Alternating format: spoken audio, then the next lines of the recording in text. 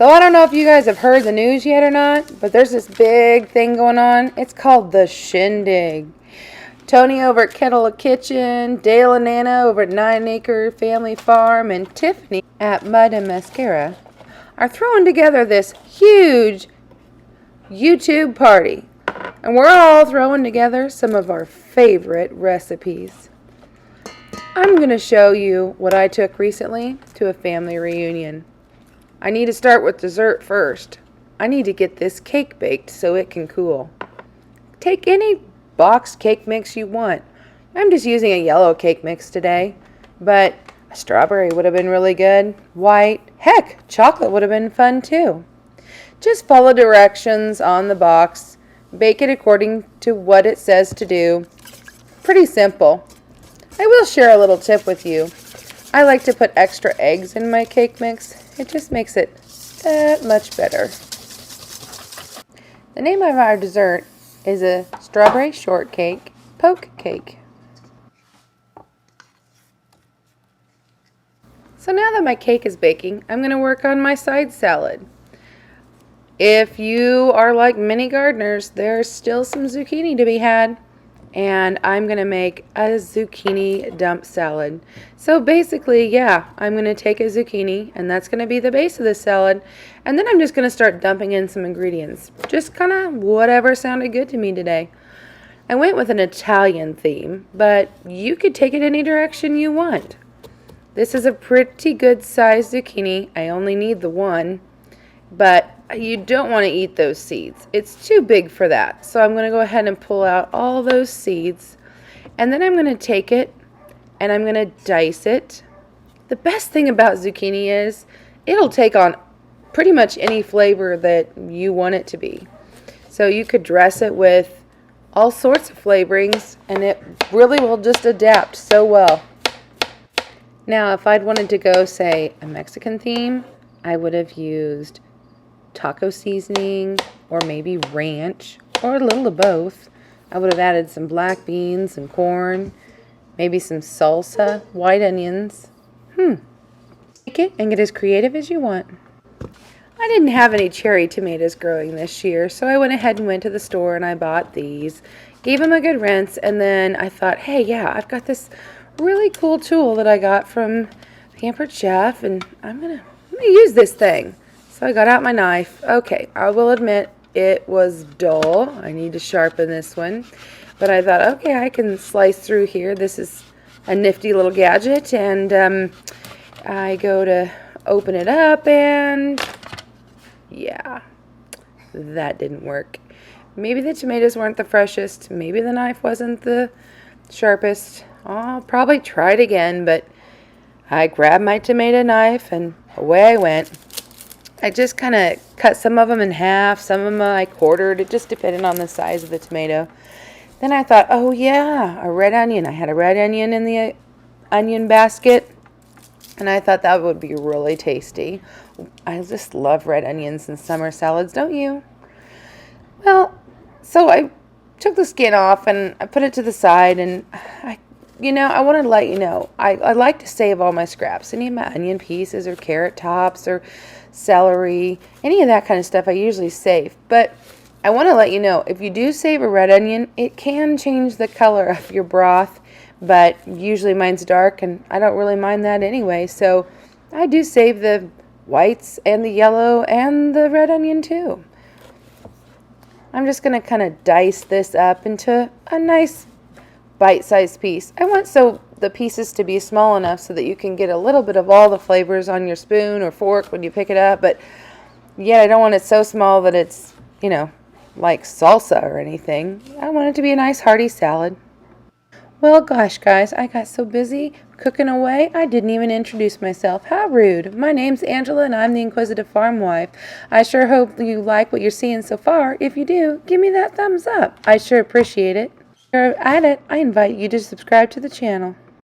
And then anytime I want to make an Italian-style themed salad, I like to add artichokes. Oh my. They're really good in a warm spinach dip, but I like them cold in salads too. There's something about that, tangy brine that I really, really like. It just gives it a little bit of a bite, but the artichoke hearts themselves are kind of creamy and soft. They're really a good addition to any salad, but definitely if you're going to go with an Italian theme. Something else that I really like to add to my summer salad is garbanzo beans.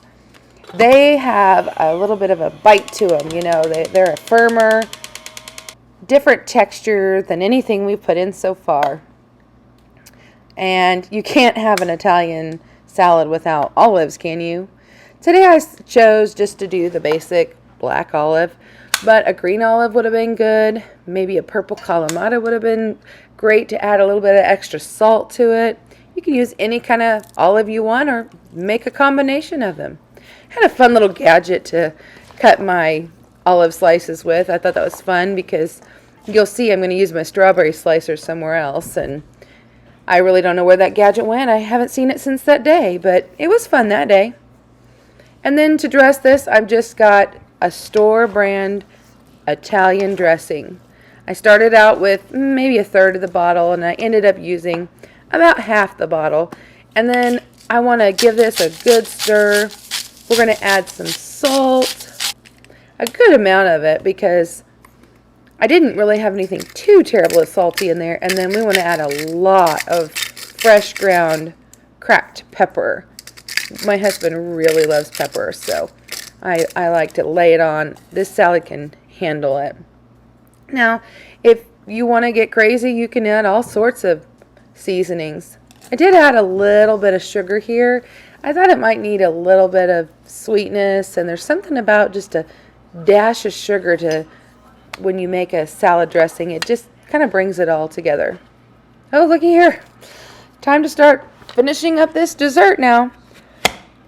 I'm taking my strawberries. I love my strawberry huller. I think you can still buy it from Pampered Chef. If not, I'm pretty sure that Amazon has their own or another brand. They are worth it. They're great for coring tomatoes, hulling strawberries. I'm sure there's lots of other things too. And this is my new slicer. I really like this cup slicer. I'm reserving back about, a half a cup of strawberries slices. You'll see in just a minute what we're going to do with those.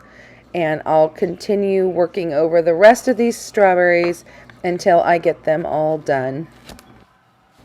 Although this tool does a great job slicing the strawberries, I need them just a little bit smaller, so I'm going back through and I'm cutting them kind of in the opposite direction and just getting some smaller chunks of strawberry. Just give the counter a quick wipe here while I clean up everything. I'm kind of made a little bit of a mess. So I'm grabbing this fun little whisk, and it's a double whisk. I found it at a thrift store, of course, and I thought it would make kind of a nice double duty tool where I could use it to mash, and then I'll also use it to whisk. We have just a generic Jell-O packet. I'm adding my hot water to that. Ooh, well, yeah, I spilled a little, but that's okay. Now, in hindsight, I wish I wouldn't have whisked it so much, because then I had to deal with the air bubbles. I went ahead and I'm cooling it down now with the ice, and when I pulled the extra ice off, I just pulled off that foam. Next, I'll take my cake mix, give it a good pokey poke, stir in those strawberries into the Jell-O, and then we're just going to pour that all over the top. Next, I lost all of my footage. I apologize for that. But what I did is I opened up that whipped topping container and I spread it all over the top of my cake. And then you saw I had the aerosol type of Cool Whip, and I made some cute little designs. Stuck the strawberries in there, made it look all nice and fancy and pretty for the reunion. And I loved how all the juices and everything soaked right into the cake. And everybody loved it. And we had a great time. Thanks so much for being here today, guys. I'm so glad you came along with me on this shindig. And thanks again to our host for inviting me to be part of this collaboration. We'll catch you on the next one, friends.